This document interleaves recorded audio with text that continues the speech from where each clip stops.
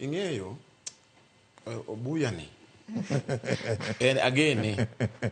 to samoro apani doje serikal ni be samoro ok kony ji nikech adieri to ber ino kisungu mokelo maduong' kane due diligence gira dani ni ne wang'iso jatendgi gini rach jatendi no wachi ang'o mar jatendwa be abo wacho we wach maro ne wakonyo ng'ani ma wang'iso ng'ani ni gini rach gini ok konywa jok midili godo gi ok gin joma becho wang'iso jogi ni gimitimo ni ma sovereignty mar Kenya wa ma is about security mar jo Kenya wa jok midili godo gi gin crafty to giwinjo ma kata kin gi NSIS mi kaw intelligence reports kaka dhi 90% of Kenyans nok dwa deal no makora ni president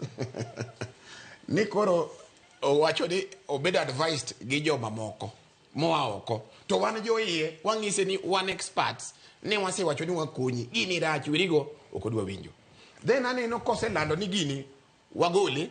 then MPs mane support gini kagima joma tho ni koro gin gichio gichako pamo ipenjri miawa ma Kenya mane ma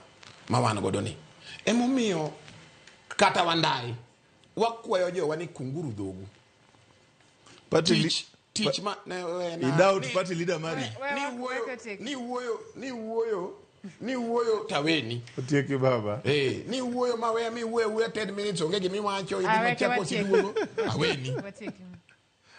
gini ne wasewacho ni gini orach to wakwere ji okwere te okaw kata intelligence reports mokwere jo airport otimo demonstrations for akiani how many days pod wadwa ni wa force mnagek moko modonji wadwa kwayo jogi adieri to ber kata mbadi wage focus uru tich manokelo focus uru tich manotimango manokelo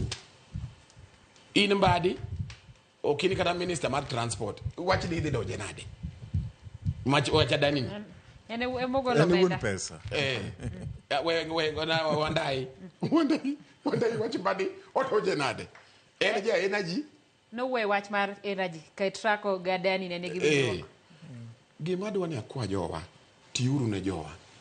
weuru mumru gi wach siasa mar 2027 Raila bro pangowa kaka obuya wacho ni nitie kaka jibro winjre no problem nyabedo but wakunguru dhogwa wateru weche mos nikech kia ka Raila dhi chung ka Raila obiro ne wacho ni koro bas